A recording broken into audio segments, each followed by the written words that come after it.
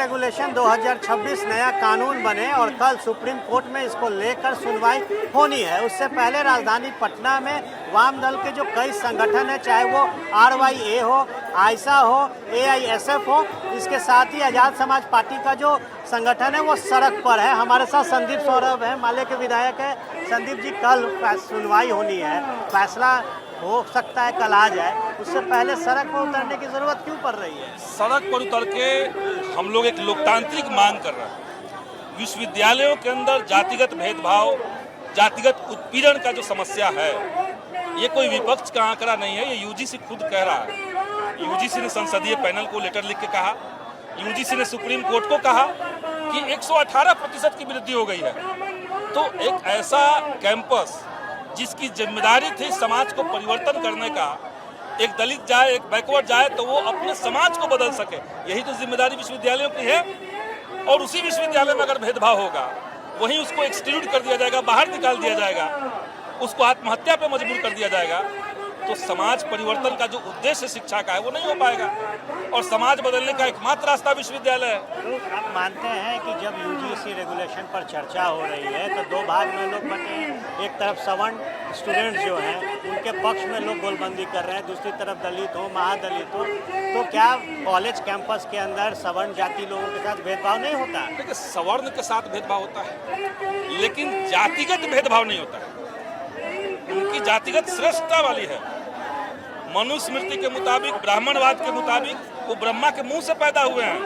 उनका काम सेवा लेना है, उनका उत्पीड़न, उनको छुआछूत का सामना नहीं करना है, उनको तेलिया नहीं सुनना है, उनको चमड़ा नहीं सुनना है, ये बहुजन समाज को सुनना है। सवर्ण छात्रों के साथ हो सकता है, रैगिंग होता है। सदन में आपने देखा, डिप्टी CM ने कहा कि हमारे साथ भी रैगिंग हो गया। तो ठीक है, रैगिंग हुआ तो रैगिंग के खिलाफ तो कानून बना, कड़ा कानून बना, रैगिंग का समस्या का समाधान हुआ। अब आप रैगिंग सुनते हैं? कहीं नहीं सुनते हैं, कम सुनते हैं। तो रैगिंग की जब समस्या आई थी तब कानून बना, तब तो कोई विरोध नहीं किया, कोई बैकवर्ड नहीं किया कि सवर्ण का रैगिंग हो सकता है, इसका विरोध करना चाहिए, हम फंस सकते हैं, हम सीनियर हैं, हम फंस जाएंगे, ये कानून बन जाएगा, किसी ने विरोध नहीं किया। लेकिन जैसे ही जातिगत उत्पीड़न को लेकर के कोई कानून आता है तो किसी को लगने लगा कि जातिगत उत्पीड़न करना हमारा संवैधानिक अधिकार है। हम जन्म लिए हैं ब्राह्मण भाई, हम जन्म लिए हैं सवर्ण जाति में, तो हमारा जातिगत उत्पीड़न करना अधिकार हो गया। ये तो अधिकार नहीं है। संविधान ने तो आर्टिकल 14 बनाया है, इक्विटी के लिए बनाया है, सबके लिए इक्वलिटी दिया गया है। एक जनरल सवाल है, दुनिया आगे बढ़ रही है, डिजिटलाइजेशन की चर्चा हो रही है, लोग एजुकेशन को पाकर आगे बढ़ रहे हैं। आप मानते हैं कि जातीय व्यवस्था जो है अब के समय में चलेगी या आगे भी रहेगा? ये तो हम नहीं मानते, हमारे मानने से तो कुछ है नहीं। देश में जितने केंद्रीय विश्वविद्यालय हैं, सैकड़ों की संख्या में है। सारे विश्वविद्यालयों को मिला करके OBC प्रोफेसर की संख्या अगर आज 21वीं सदी में केवल 10 है तो इसको क्या समझा? जिसकी समाज के अंदर आबादी 60% है, उसके प्रोफेसर कैसे नहीं है? क्योंकि जब प्रोफेसर की बहाली होती है तो देखा जाता है कि अच्छा तुम यादव हो, मन में सोच लिया कि तुम्हारा तो काम दूध दूहना था, भैंस चलाना तुम्हारा काम था, तुम यहाँ आ गए, ये काम तो हमारा है, इसको तो हमारे लिए रिजर्व सीट है। ये मानसिकता चलता है, क्योंकि समाज में चलता है, इसलिए विश्वविद्यालयों के अंदर चलता है। सुप्रीम कोर्ट में इसको लेकर सुनवाई भी है, मानते हैं फैसला पक्ष में आएगा, और नहीं आता है तो क्या हो गया? हम उम्मीद करते हैं कि सुप्रीम कोर्ट जो है वो तथाकथित सवर्ण मानसिकता के लोग जो आंदोलन किए उसके दबाव के बगैर संवैधानिक मूल्यों के आलोक में फैसला देगी, उस तथ्य के आलोक में फैसला देगी जो UGC कह रहा है कि इतना बढ़ोतरी हो गया 118%। अगर हमारे पक्ष में आता है तब तो ठीक है, अगर हमारे खिलाफ आता है तो हम चुप नहीं बैठेंगे। हम सरकार के ऊपर दबाव बनाएंगे कि आप एक ऑर्डिनेंस लाइए और उस ऑर्डिनेंस इसको कानून का दर्जा दीजिए, कानूनी मान्यता दे दीजिए, देश में लागू हो जाएगा, कोई झंझट नहीं है।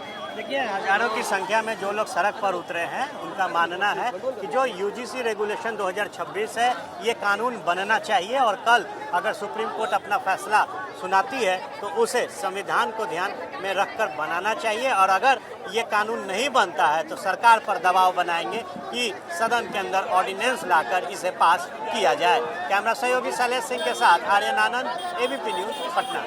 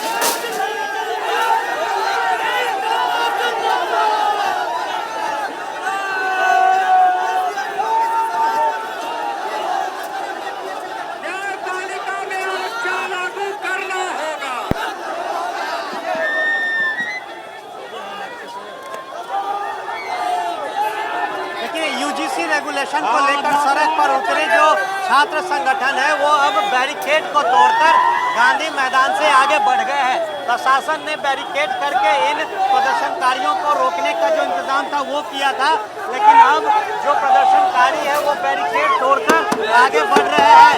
देखिए हाथों में जो बैनर पोस्टर है उसके साथ ये जो प्रदर्शनकारी है वो आगे बढ़ रहे हैं और जो नया जो बिल आया उसको कानून बनाने की मांग को लेकर सड़क पर उतरे आयशा, AISF, RYA और जो आज़ाद समाज पार्टी के संगठन है वो अब आगे बढ़ते नजर आ रहे हैं। और देखिए जो बैरिकेड है, जो प्रशासन बैरिकेड करके यहाँ खड़े थे, प्रशासन के साथ धक्का मुक्की और जो बैरिकेड है उसे तोड़ दिया है इन प्रदर्शनकारियों ने।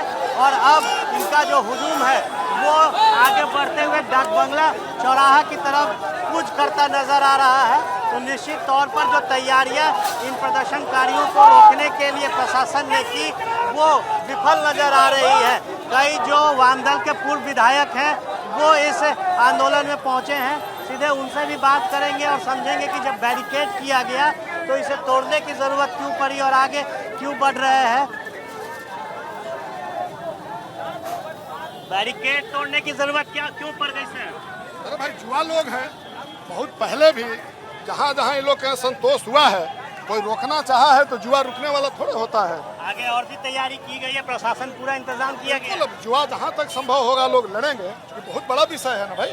मानते हैं कि इस जो ये रेगुलेशन आया यूजीसी का, इसका कानून बनना बहुत महत्वपूर्ण है। भाई हम नहीं कह रहे हैं, हम लोग तो गांव देहात में रहते हैं, गांव देहात में भेदभाव हम लोग समझ रहे थे, लेकिन हम समझ रहे थे कि जहाँ उच्च शिक्षण संस्थान है, जहाँ बैरिस्टर पैदा होते हैं, जहाँ प्रोफेसर पैदा होते हैं, इंजीनियर पैदा होते हैं, वहाँ भी भेदभाव होगा, ये हमको खुद विश्वास नहीं था। लेकिन जब संसदीय समिति ने ये रिपोर्ट जारी किया और ये सुप्रीम कोर्ट को भेजा, जिसमें उसने कहा कि 2013 से 18 के बीच केवल 118% भेदभाव बढ़ गया है, तो ये हमारे देश के लिए शर्मनाक बात है कि उच्च शिक्षण संस्थानों में भी भेदभाव अगर होगा तब हमारा आधुनिक भारत कैसे बनेगा। तो इसके लिए निश्चित रूप से कानून लाने की जरूरत थी और सुप्रीम कोर्ट ने लाया। हालांकि वो कानून अपने आप में संपूर्ण नहीं था, लेकिन इसके बावजूद भी वो लागू हो जाता। बाद में जहाँ जरूरत होती उसमें संशोधन करके और मजबूत करते, लेकिन उस कानून को ही मुट्ठी भर लोगों को कहने पर अगर हमारी सर्वोच्च संस्थाएं खत्म कर दें तो ये तो और ज़्यादा शर्मनाक बात है। इसलिए सुप्रीम कोर्ट कल जो फैसला दे रहा है कि हम लोग उम्मीद करेंगे इन युवाओं के मांग के आधार पर कि सुप्रीम कोर्ट फिर से इसको लागू करने का आदेश दे और बाद में जिस तरह से संविधान में संशोधन होते रहा है जरूरत पड़ने पर होते रहेगा। संविधान में पूर्व में जैसे संशोधन होते रहा है वो होते रहेगा।